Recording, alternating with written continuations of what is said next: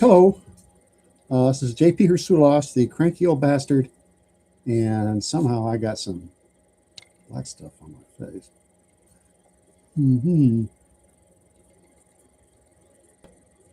Yep, I was dying leather. I guess it got me. But okay, I got the black spot.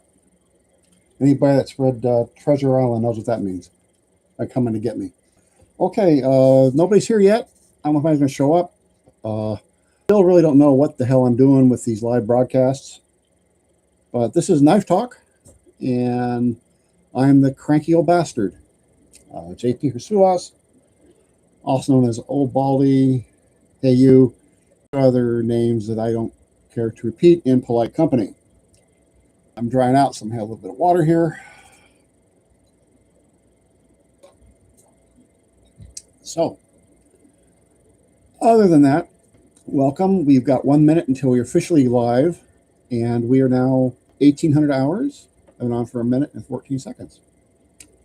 So, what are we going to talk about tonight? Okay. I'm going to explain to you what's been going on with my computers. The last several months, I've had nothing but problems with this damn thing. My internet service provider, phone provider, cable provider, streaming provider has been a nightmare. First, they said it was a modem, so they replaced the modem. Then they said it was my router, so I bought a new router. Then they said it was my computer. I bought a computer. It went down. Another one went down. It turned out that, yeah, I need a new computer, but it's their equipment. I've had, in the last 6 months, a good dozen people, technicians, come over here, and they do the exact same thing. They replace the lines. They do it's insanity. They're doing the same thing over and over again. Of course, nothing's getting changed. But anyway, so this one time, I actually got the names and number of their supervisors, which I have right here. And tomorrow morning, I'm going to be calling them up and raising holy hell. So hopefully I'll get this thing out. It looks like I'm still alive. Other than that, let's do some knife talking here. I get some email about, why forge a knife when you can just grind one out of a bar. Well, you can grind knives out of bars. Bob Lovis, he started out forging all those years ago, back in the early 1960s. And he's related this to me several times before past that, I got somebody here. Oh boy, I'm no longer a virgin. I got C.W. Conch. 4155, how the hell are you? No Fool in Spectrum is messed up. It is a Charlie Foxtrot. It is a boot screw. Rodney, how the hell are you? And they go, yeah, I'm just getting it started out. I haven't climbed the tall building yet with a high-powered rifle, but it's like one thing after another. It was a big, ugly mess.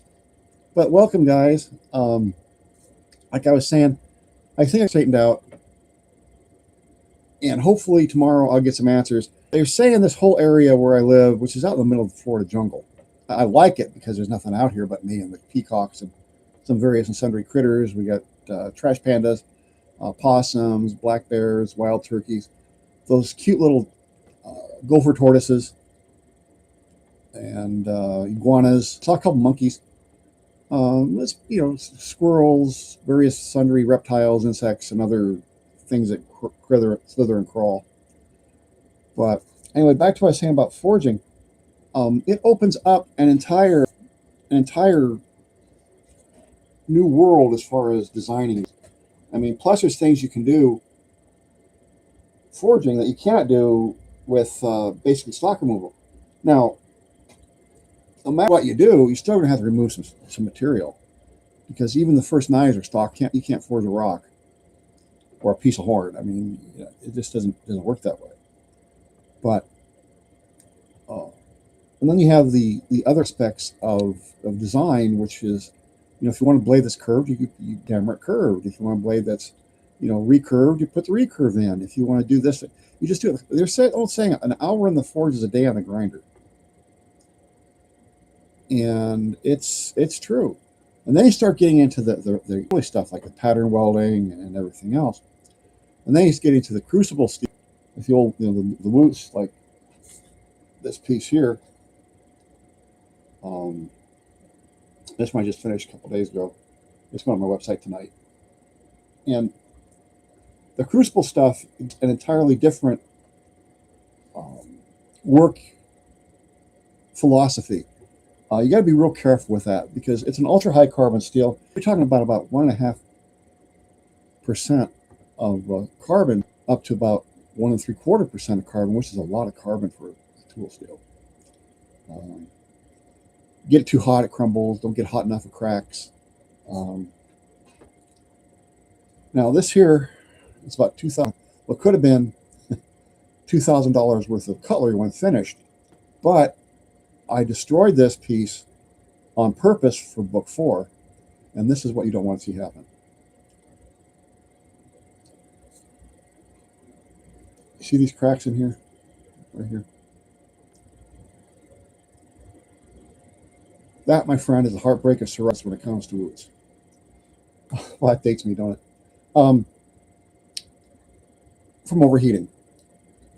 Now, I've also discovered this stuff does not like to be used under a hydraulic press because it doesn't get the impact all the way through the material. It squeezes it and compresses it this way. It doesn't actually pound it. And I found that the stuff works better with a hammer. But this piece is now toast. I went ahead and destroyed it for book 4. So to show people what not to have happen and what it looks like when it does happen.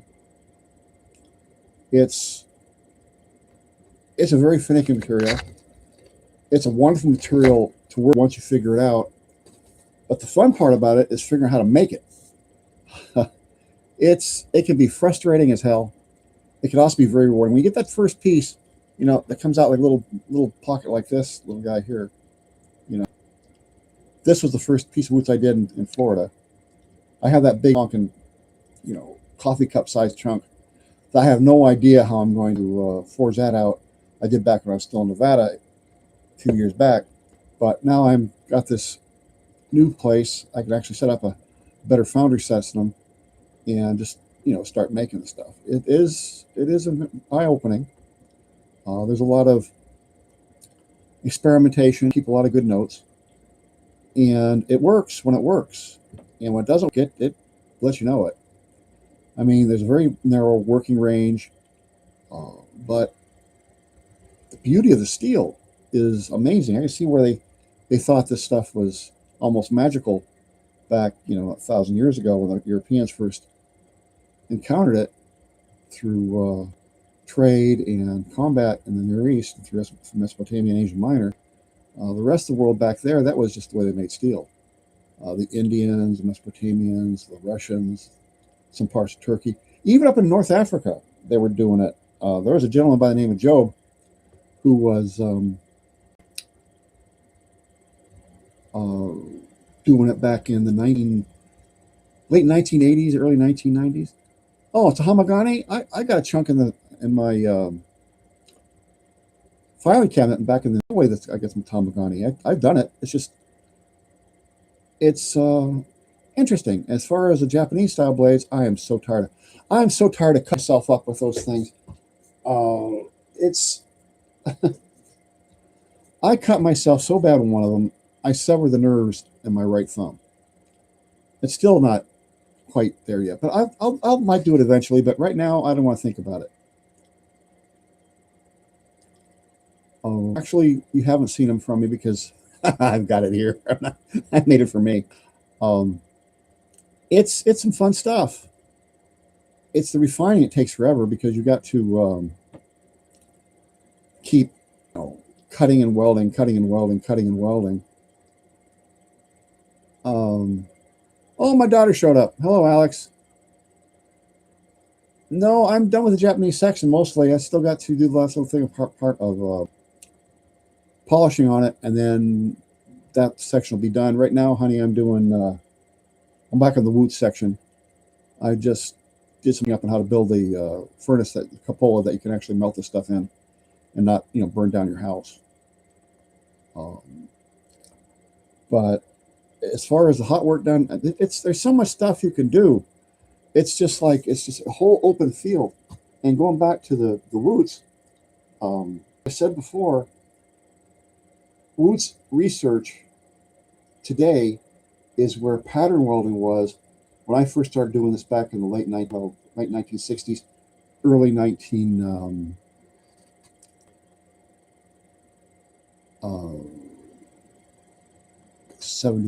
late 1960s, early 1970s. Yeah, I did my first piece in '72 in middle school.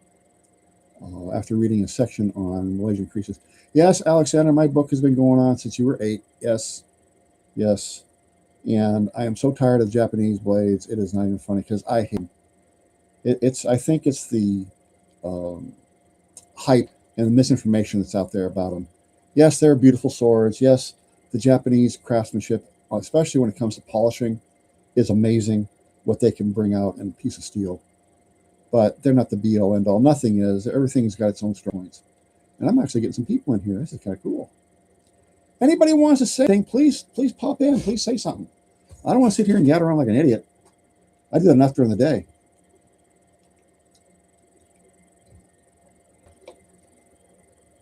I'm sorry, I got little black sparks on me. I just did some leather dyeing. Trying to get some stuff done for the website.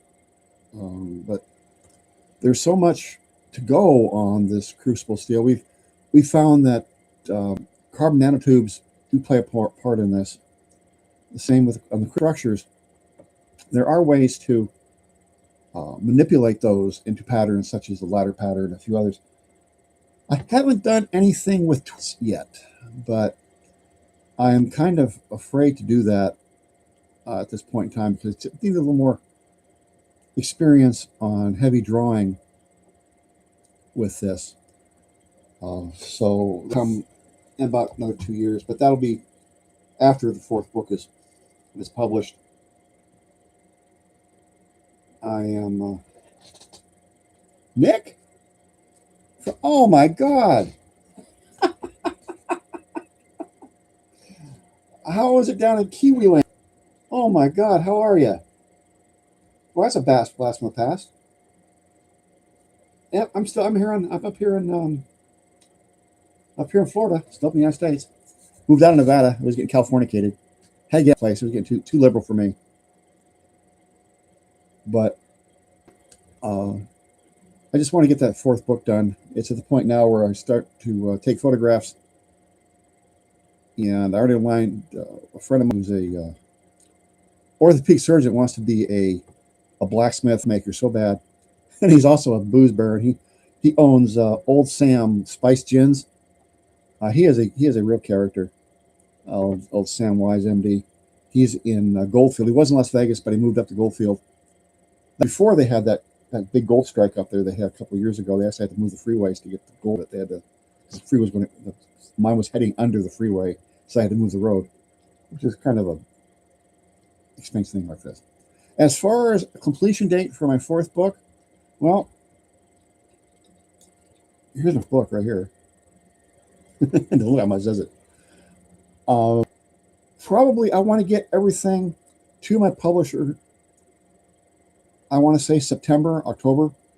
I still have a lot to do on the root section and a few of more on the welding and some more on the bovine, ivory, beef bone dyeing processing thereof, which is what this is. That's some of my bovine ivory. And here you go, Nick. That's the latest boots piece for me. I don't know if you can actually see it. I'll show it to you.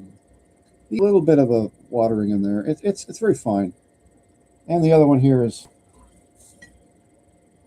got this wicked thing. That's not a boots piece. These are from the same piece of steel.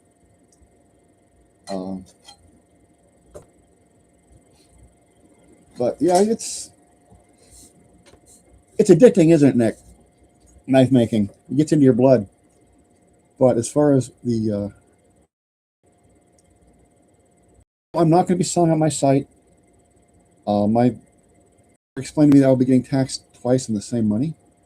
but I will have a link to where you can buy. Now, if you want a signed copy, I might be able to be tucked into getting one for people that I know and like, which is maybe like 10 people in the entire world. Uh, I saw the cutest T-shirt, the picture of a cat drinking something. That says, before coffee, I hate people. Um, After coffee, I love hating people. That's me. I hate people all the time. But the Roots guys, Nick, there's a guy down in Australia. He's a lot closer than I am.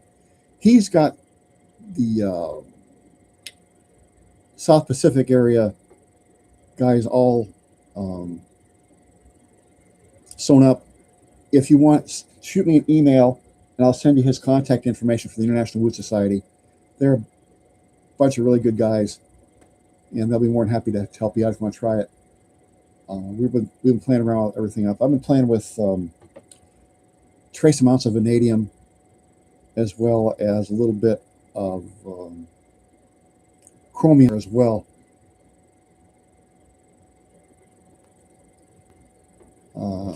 Because I don't understand that, Nick.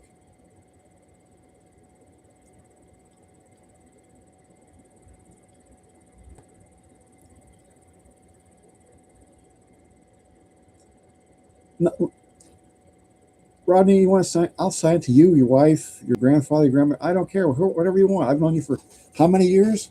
It's ridiculous.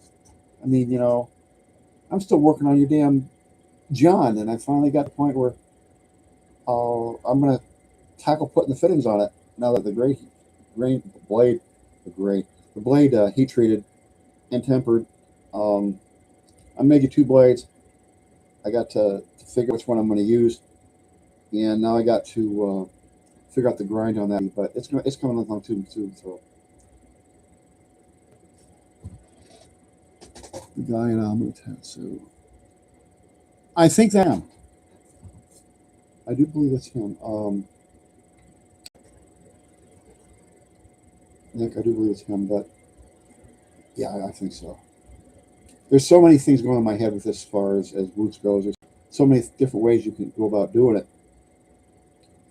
But I basically use a propane furnace that I built out of a old dead propane tank and some plumbing fittings for a burner.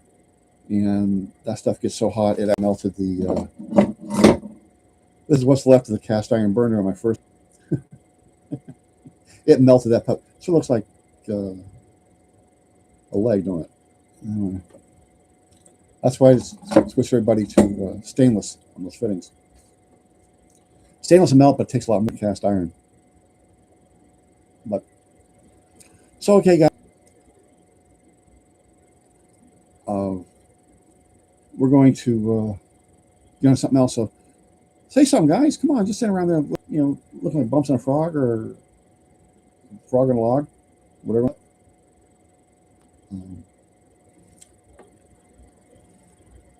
I'll tell you this video stuff. It's kind of scary. I'm hoping not come across like an idiot. I do that enough during the day.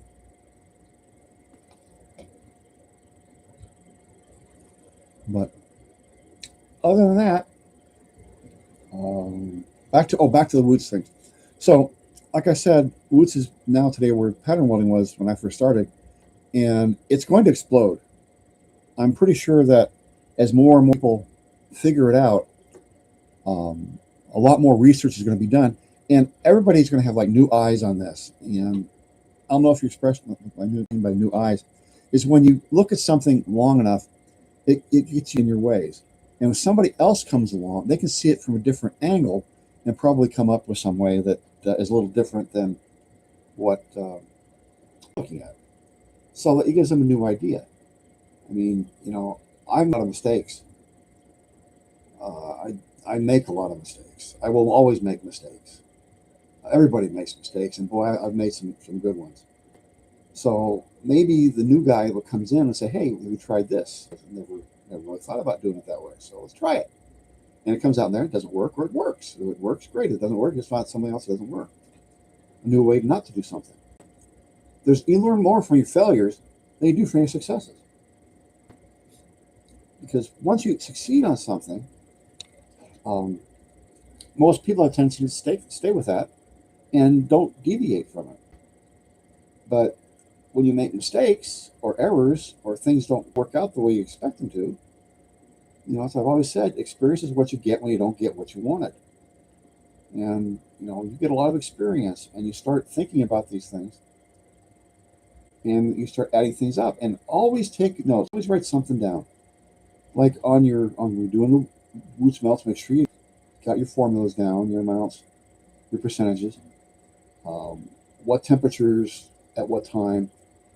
You have to hold at a high temperature, 2,700 degrees high, 2,800 degrees Fahrenheit for at least 45 minutes to make sure that everything is melted and anything, in the melt itself outgassed. Because if not, you'll end up with bubbles. And if you don't do a proper cooling, you end up with a lot of cracks. And that's a heartbreak too.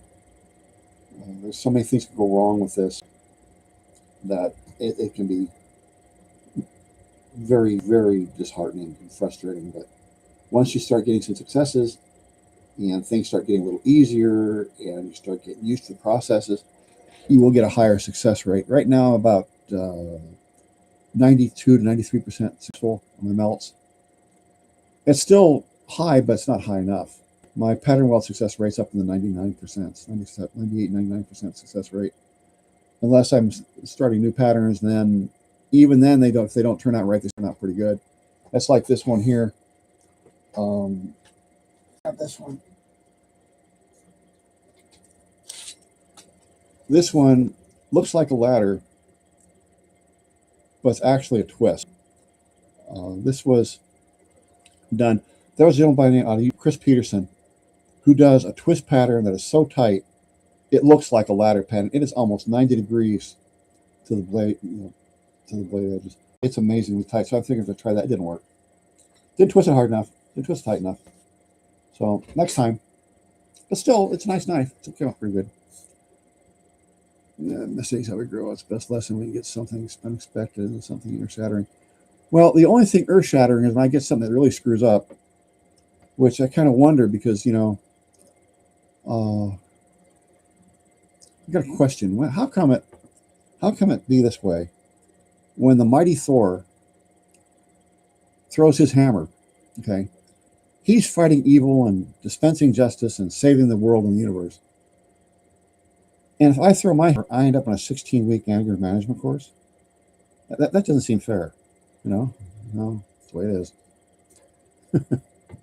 Live and learn. Live and learn. We've been on it for about 20 minutes now. We're doing pretty good. But as far as book 4 goes, like I said, it's right here. And I have backup for it too. It's backup is here's backup.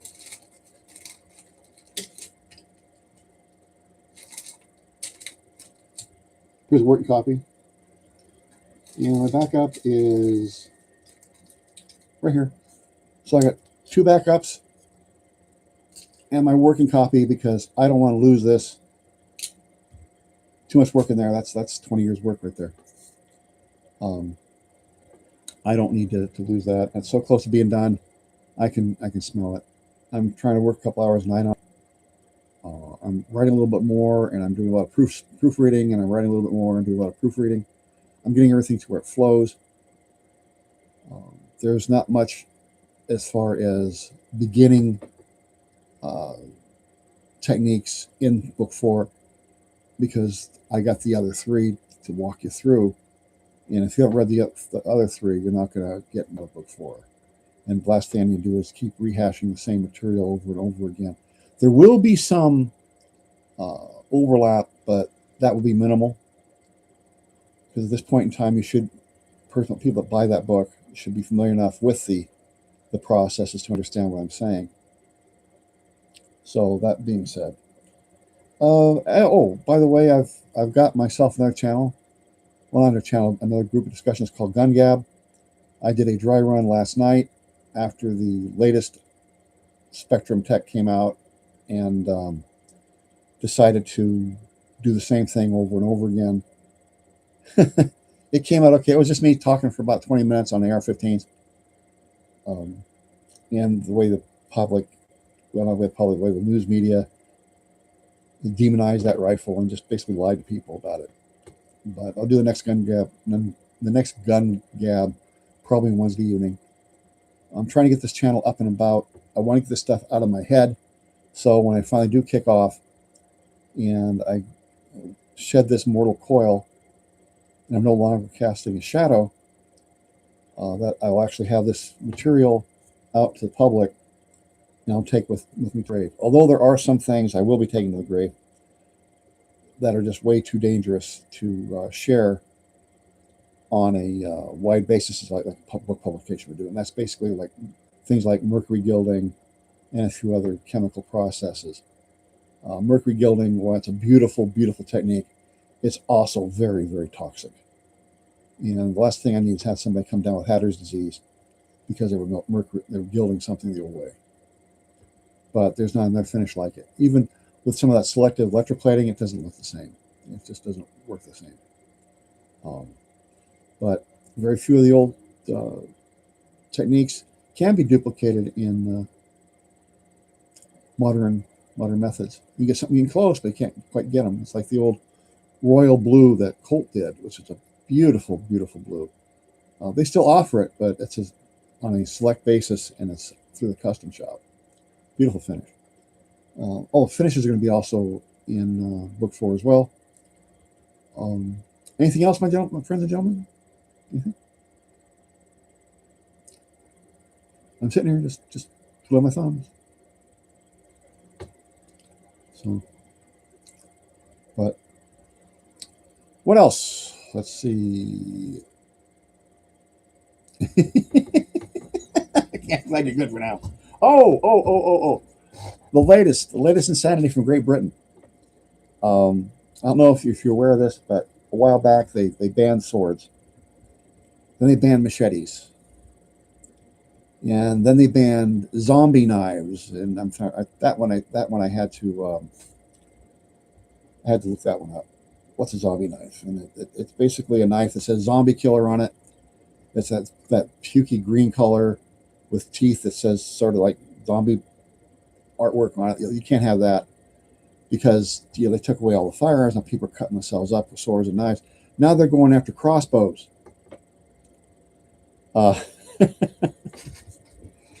They've already banned foul, harsh language. If you say something that upsets somebody in Great Britain, you can go to jail.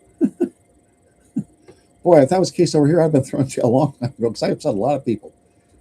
Oh, Alexander, I haven't done any of the zombie stuff in a while. Zombie banes are pretty much over.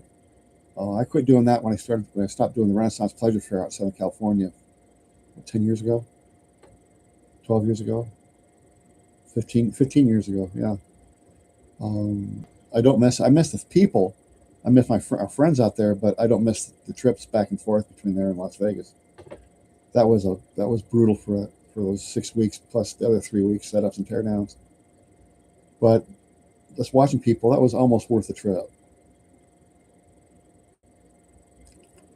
Well, if somebody wants one, Alex, just have them get a hold of me. I might be able to be talked into it, depending on. But right now, I'm so far behind on a couple back orders and the black iron stuff that we got to concentrate on that, because with Sue being laid up as she is, it takes a little bit of time away from here, and I'm not going to begrudge that because she needs to be straightened up, and we get her back to healthy.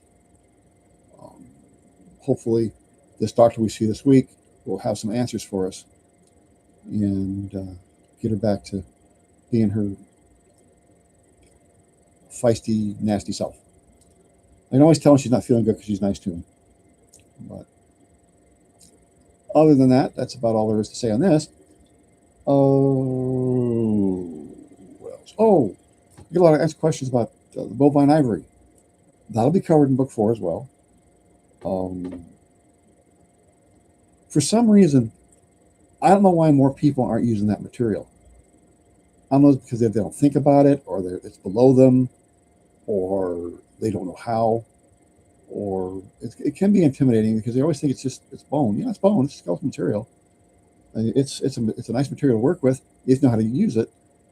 And the one thing you have to do is stay safe. You need to keep your respirator on because that bone dust will play hell with your lungs. And once it gets in there, it can really, really cause problems. And if you do what I do and use wild caught bone, especially the deer bone I get out here, I've got a couple of people I know that work for Pasco County Roads, and they're always pulling in dead deer carcasses, and they've got an area that is not open to the public. They just dump these things with, let nature take its course, and they bring me various and sundry bones, from the deer, and I use a lot of that for the smaller stuff. And it's gotta be careful because the deer can carry tuberculosis, and the last thing I need to do is start coughing out parts of my lung. So I disinfect that with a little bit of chlorine bleach, and I boil everything with hydrogen peroxide. And that pretty much kills anything. Oh yes, yes, Nick. I have looked at the postal services on this.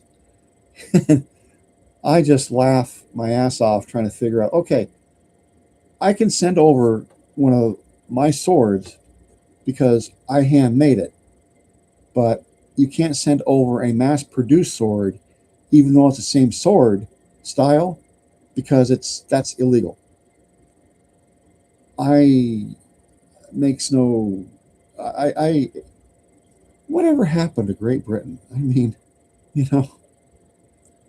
Oh, jeez. They're always, and Canada's getting just as bad. You know, they got that idiot Justin Trudeau up there as prime minister, and I know quite a few Canadian makers, and they're just seething at the mouth. They want to get rid of this guy so bad, but liberals keep electing him. Same problem we have down here. The liberals keep electing these idiots and want to ban everything.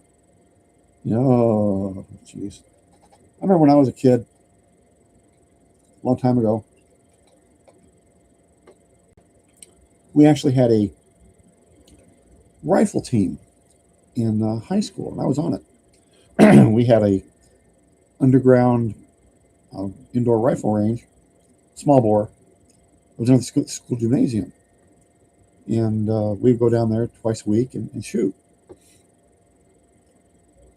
And it wasn't unusual for us to bring our own rifles in, and I still got mine over there. It's a little Martini single shot that can shoot better than I can hold, which is saying a lot. But now, you can't do it. Matter of fact, one of my high school projects was doing a pattern wielded knife my senior year in high school. Now you try doing that, you go to jail. It wasn't nothing much to look at, but it was still laminated and had a funky. Looked like a teenager did it because I was a teenager. But it's not the object; it's the person. And if somebody has the desire to commit malfeasance against somebody else, they're going to do it, whether it be with a gun, a bomb, a knife, a sword, club, a car, a truck. It's going to happen. Their fists, their feet, poison. You can't stop somebody that's determined to cause harm. All you can do is deal with it. And it seems that the powers that be want to take the ability for people to defend themselves away from the law-abiding and make it safer for the non-law-abiding to commit their heinous acts. And that's sad. That's very sad. When you think about things in a way, on the abstract, I should say, you think about abstract thinking. What do inanimate objects have in common? They're inanimate. They cannot act without somebody using them. What's changed? Society. There's no repercussions for bad actions anymore. When I was still in law enforcement, there were many times where suspects I threw in the slammer, they were out before I finished the paperwork. before I finished the report, they were already on the street. Now, granted, the level of law enforcement I was dealing with at that time um, was on the federal level, and these guys had some pretty high-powered lawyers, and they had their act together. But it still isn't right. And then later, when I started working for the state with Nevada, it was a little bit better there, but still, it's ah, it's amazing. Oh, the Great Western Show in Pomona. Yeah, boy, Bob Agnath and I, Debbie and Bob and I would and Stevie and Kurt. Oh, we had a ball at that show. It was some weird stuff out there, boy. The Great Western Gun and Knife Show, Great American Western Indian Gun and Knife Show and Chili Cook-Off. It was what 3 miles of 3 or 4 miles of tables at the Pomona Fairgrounds, like County Fairgrounds. Boy, that was something. And boy, some of the things you saw, just some of the things walking around, boy, it was like a bad dream sometimes. But those I'm pretty sure are done. California's pretty much killed the gun and knife shows. I wish there was a knife show down here that we can go to. It seems like everything is up in the Atlanta area, which is just too far for us to drive, given the situation we have right now. There's a couple of knife shows down here, knife gun shows. One is up in Lake City, which we went to about 3 years back, and it was very disappointing. I was told it was a custom knife show, and mostly it was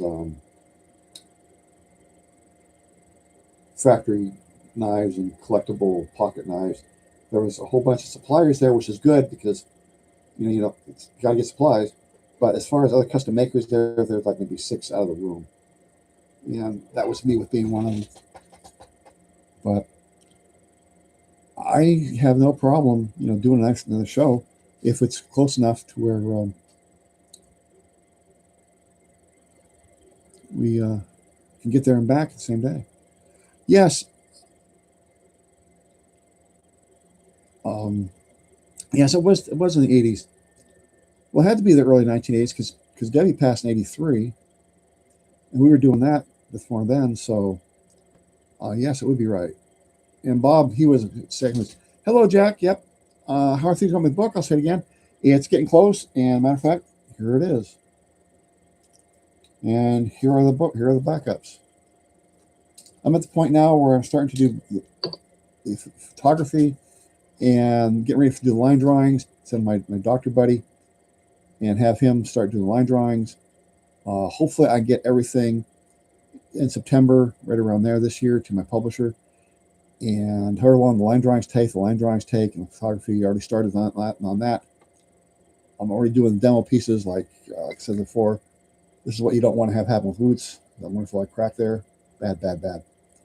And that's where it is. I'll make sure everybody gets a notification on my website, as well as on my YouTube channels here. But that's the station where it is so far. I'm working on I'm working a couple hours every night. Sometimes I get like half an hour in, sometimes a couple hours, anywhere between 1 and 10, 12 pages. Average is about 4 pages, 3 or 4 pages a night. Some nights I can't get anything done because of things going around here, but it's going to be a big book.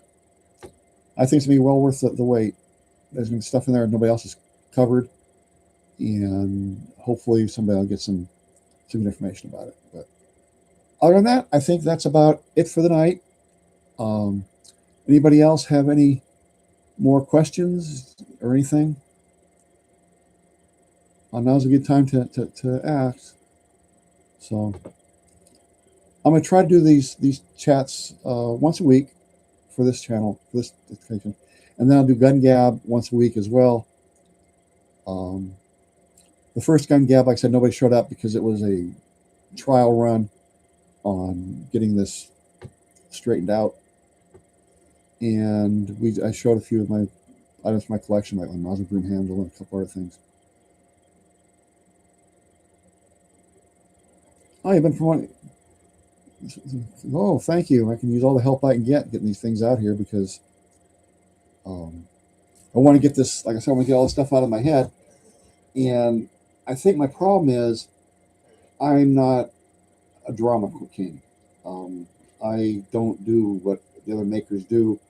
You know, Joe Hammerschmo, whatever it is, does a Viking sword. Will he do it? You know, then they basically show him just doing it. They don't explain anything. They just show him doing it. And sometimes they explain a little bit, but they don't explain why.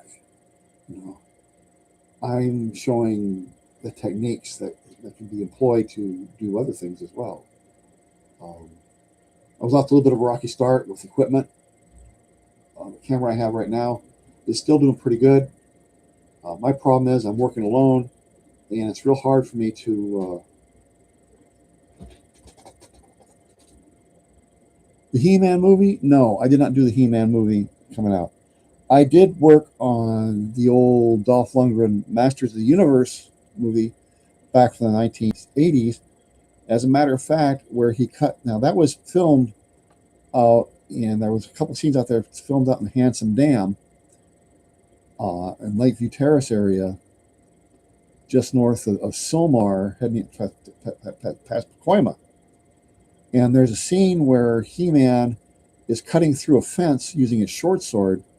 And if you look real close for about a second and a half, you'll see my maker's mark at the base of that blade, little Atar in the heart. I got a real kick out of that. But that's the only fame I have for He-Man. Like I said, that check didn't bounce. And I was the biggest prostitute out there. I mean, if somebody went, if their money was good, I'd make it. But that's what happened with He-Man. But back to the YouTube channel. I need somebody to help me film these things. Plus, I got to figure out how to edit them together so I don't have 20 episodes of 2 or 3 minutes each. I can have like 2 episodes of 20 minutes each, showing the whole thing. You know, like I want to do one doing this here, grip studs, right here.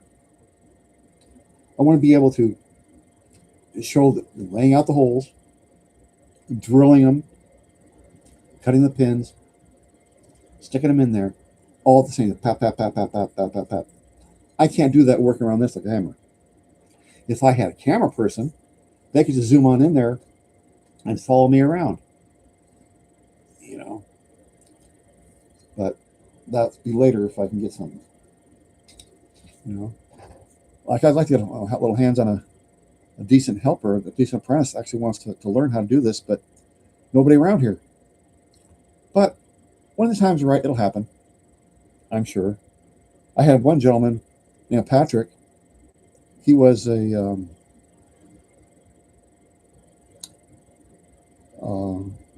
steeplejack. He was one of the guys. Do you ever wonder how they change the light bulbs on those really high broadcast towers? Ones, they're like 1,200 feet up there and little red light blinking. He's the guy that did it. He also used to climb up inside those big big electrical generating wind turbines. He went up there to replace some stuff. And, it's amazing what I got, like 1,200 pounds of 52-100 ball bearings, anywhere from that big to about that big around, plus the bearing races that I'm cutting up to make boots out of. So he moved out. He got a better job up in Washington State, and he's up there right now. But he hang around here a lot. We did a lot of fun things. But yeah, you're right. The world does seem to have a lot of drama. It's boring. I mean, bladesmithing is boring, and if it's not boring and starts getting exciting, sometimes that excitement is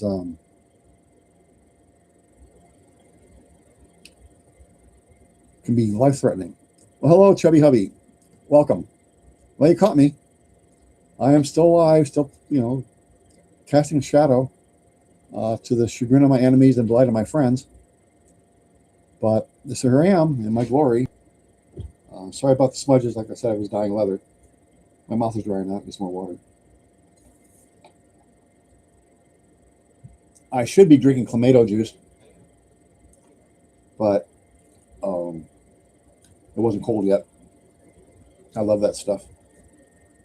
That is the official beverage of bladesmiths down here in Florida. It's Clamato juice.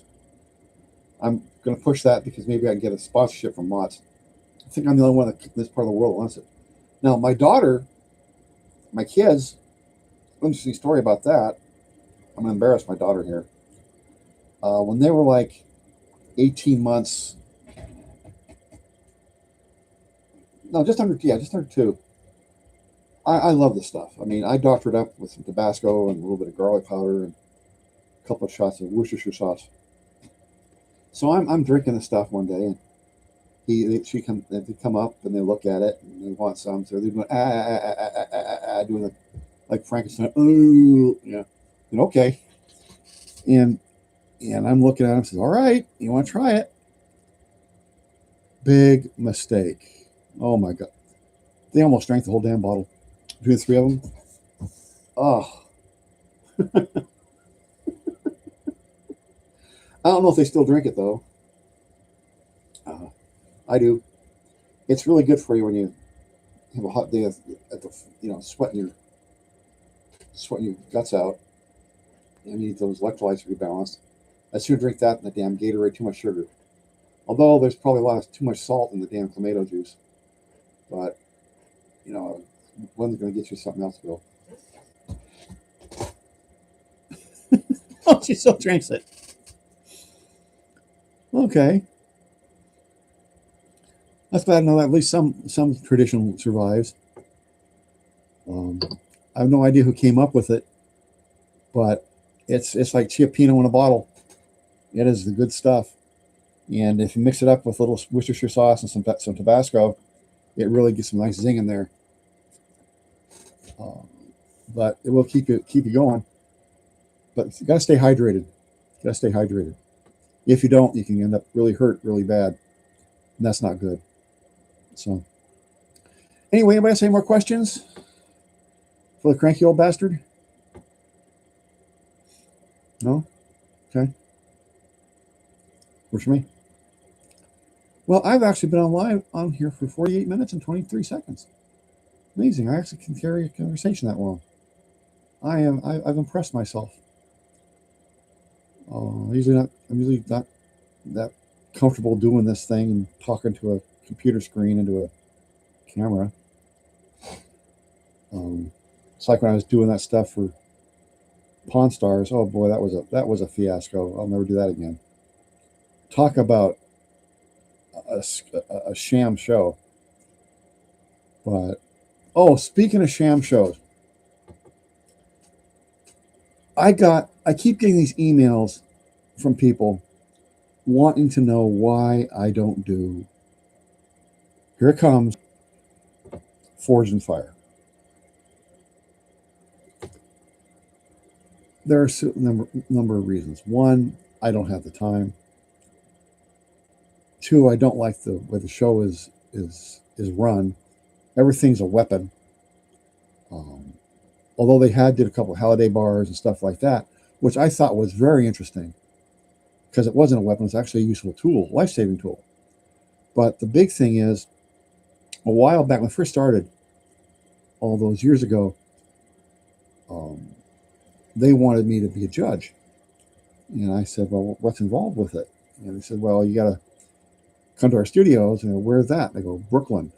And I go, Brooklyn, New York? He goes, yes. And how long will I be gone? 6 to 8 weeks.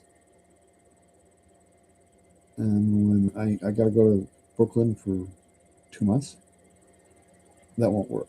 Plus, I just can't do that. I just can't leave, everything, drop everything and go to Brooklyn for, 2 months. That's one of the reasons I didn't have anything to do with a few movies, because it'd be gone for months on end. That would happen. But anyway, I would not make a very good judge, because the simple fact is, seeing what these people are doing, these contestants, these bladesmiths that they're showing on these programs.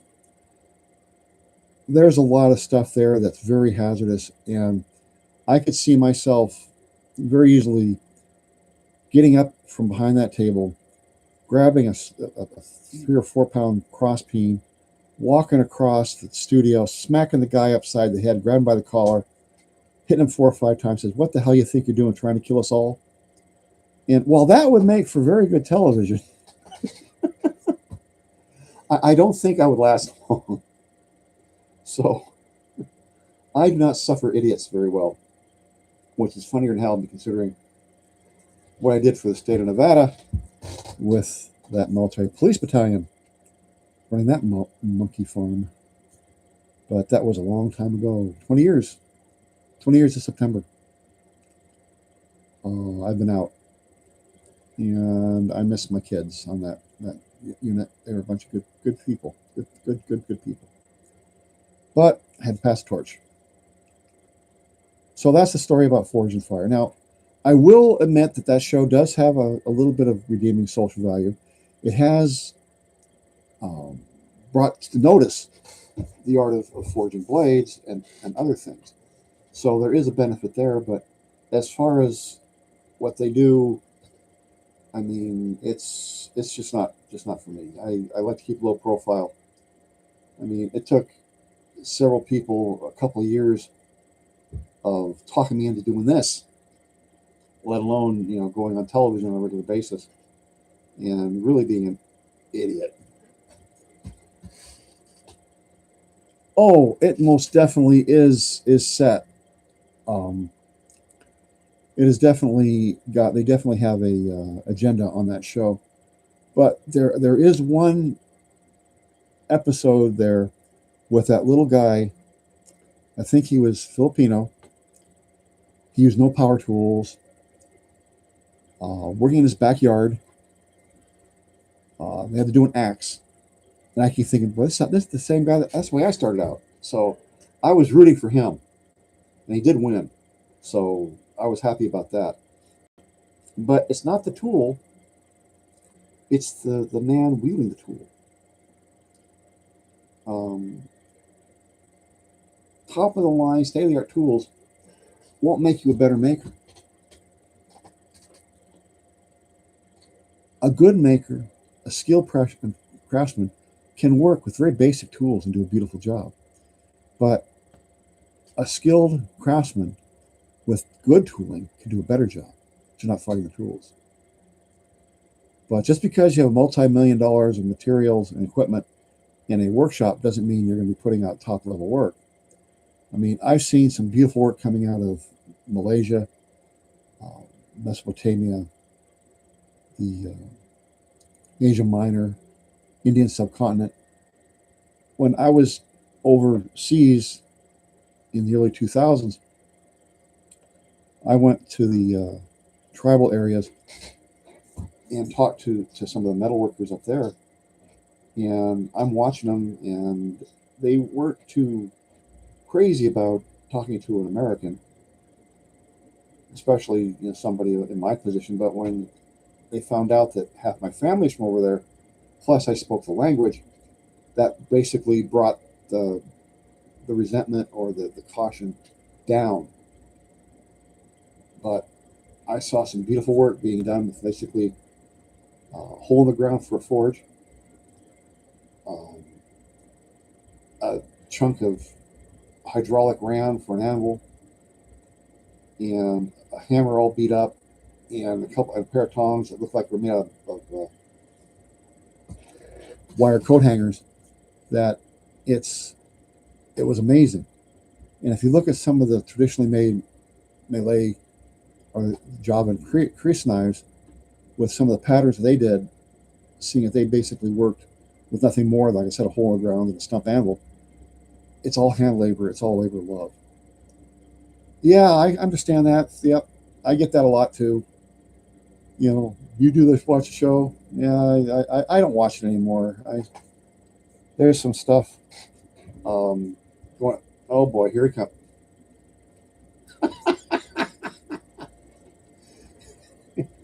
Here's Stewie.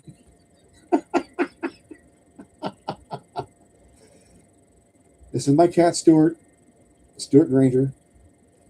He is a love bug.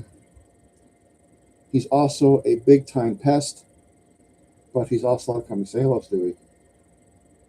He's got to get his attention. What do you want? Huh? Go say hello? No? Oh, you're being shy now? Hiding your head? Hiding your face? Yeah, it's funny when you show up. I thought Roscoe would show up here first, but no, Roscoe's out doing something wrong. It's probably bothering Simon or Sam. We're in bugging Sue. But yeah, he's a very jealous kitty. He's very friendly, especially about 4 o'clock in the morning when he's hungry. Come on, Sue, we gotta eat that. Come on. There you go. Come on, off you go. Woo. But that's our ginger kitty. But like I said, that show does have has points. It does have its place, and the big one is generating interest in the craft. For a while there, it looked like this was going to die. There was always somebody doing something somewhere, but not as often or as many as there should have been. When I first started, there was nothing out there as far as information goes, and the ones that knew anything wouldn't say anything to somebody else, especially a snot-nosed, obnoxious kid like I was, coming in asking questions. Now I hooked up with the neighbor across the road. See, I grew up in northwestern Pennsylvania, and the farms and the properties on either side across the road from us are all Amish. And the gentleman across, the Hoffmans, was a blacksmith. And I bugged the hell out of that man. Man, he should have been a saint. But he figured, okay, this Yankee kid, this English kid, even though it wasn't English or Greek, he won't. They don't like work, so I'll just bring him on here. He was thinking that. He actually told me that after about 2 years of me working with him. He said, I figured you would never come back. And I said, but I did. We had a little laugh out of that, because the first time he showed me anything, I was hooked. I was hooked. I was doing agricultural blacksmithing, general blacksmithing, tiring, wagon wheels. We worked with a wheelwright. We tired wheels with the iron tires. A lot of carriage work. A lot of tool making, tenon chisels, etc., etc., etc. And I learned a lot from him. But he would never show me how to make a sword. Knives were okay, but swords were not. And I have found out why Amish men don't wear mustaches. They shave their mustache but leave the beard, because mustaches they consider to be military, and the Amish are very peaceful people. So, but I learned a lot from that fine gentleman, Joaquin Hoffman, and Frau Hoffman. Boy, that woman could cook. She could bake. Oh my God, shoe fly pie. She had me going up there catching flies like 2 or 3 days before she made that shoe fly pie. And if you believe that, I'll tell you another one. But those were the good times. Learned a lot from that gentleman. And even when I was stationed overseas, when I was in service, I would go up, and I wouldn't go down in the town and try to catch the lettuce social disease or try to repopulate the area like other members of my platoon or squad did. I went up to areas where I shouldn't be going and start talking to the metalworking craftsmen in the areas and picking stuff up. And I picked up a lot from there too. But it's all filed away up here, and it's all the rest of it's going in here. The techniques haven't changed. The processes haven't changed. Even the materials haven't changed that much. The only thing that really has changed is the power source. Whereas 1,000 years ago, it was water power or arm power or horsepower, literal horsepower, mechanical power. Whereas now it's electric, whether it's an electric motor or an electric powered jack line like you do still use in some factories. It's still the same. Steel works the same. There are materials now that are available that bladesmiths 1,500, 2,000 years ago could only dream of. They would never even dream of, because they wouldn't even know they could exist. Stainless steel being one of them. Stainless gets a bad rep in the knife making industry. I don't know why, but it does. Basically because it's a pain in the ass to forge. And the American Bladesmith Society, when they first started out with Don Hastings, Bill Bagwell, Bill Moran, and a couple others, they were really unhappy with stainless. And for a while there, they said you couldn't make a knife with stainless and be an ABS member. And that rubbed me the wrong way. And besides Bill Bagwell, I was going to go for my master's paperwork on that. But Bill Bagwell, all years ago, told me not to do it because they were getting real political. And he even resigned position from that. But that's a story for a different time. But anyway, it's been an hour. I got things I have to get caught up on. I want to thank everybody for showing up. I appreciate it. I will be doing this again next week, probably at the same day, probably Sunday at the same time. You all have a nice evening. Thank you once again for inviting me into your home or office or your car, wherever you're watching this from. You know, the mud hut at the side of Mount Vesuvius or wherever. Once again, I appreciate it. I appreciate the interest. Buy me a Clamato juice. The information is down here in the description if you want. May the blessings of Ahura Mazda, the wise Lord, be upon you and your family. Have a wonderful evening. Good night.